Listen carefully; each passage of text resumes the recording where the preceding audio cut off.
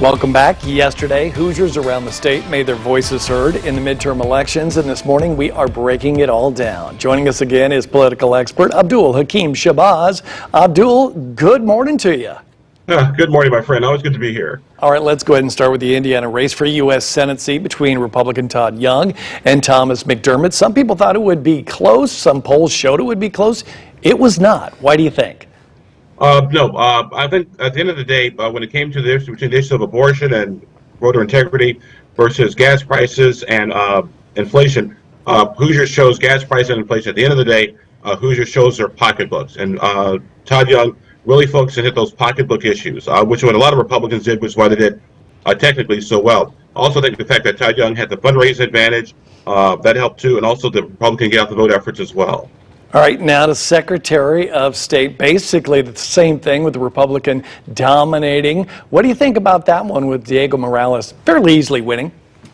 Very easily winning, but he had the smallest margin between all the statewide candidates and his Democratic opponent.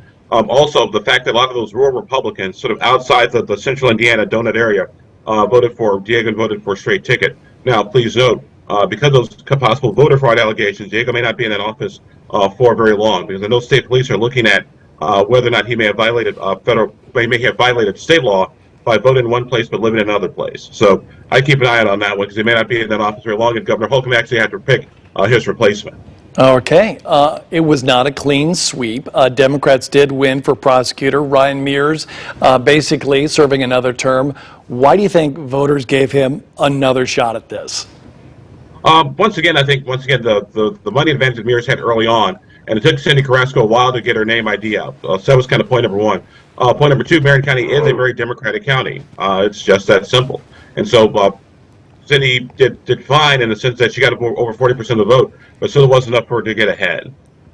Let's go ahead and talk national races right now. Still too close to call, believe it or not, the next morning, kind of like the last midterm, with Republicans looking like they're going to take over the House. And the Senate right now tied 48-48, just 4 states left to vote.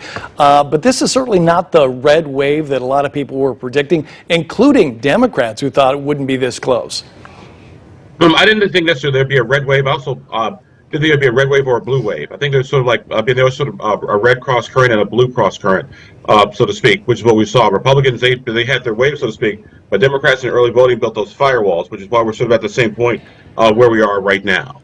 Let's go ahead and take a look at 2024. I hate to skip ahead that far. Already? But that's the next thing people are talking about. And President Trump, the former president, basically saying he's going to make a big announcement come Tuesday. A lot of people thinking that means he's going to run again. Let's go ahead and listen to a soundbite that he recently said, kind of an indicator that he may, and then we'll get your reaction on the other side. We're winning big, big, big in the Republican Party for the nomination like nobody's ever seen before. Let's see, there it is, Trump at 71, Ron DeSanctimonious at 10%, Mike Pence at 7%. Oh, Mike's doing better than I thought.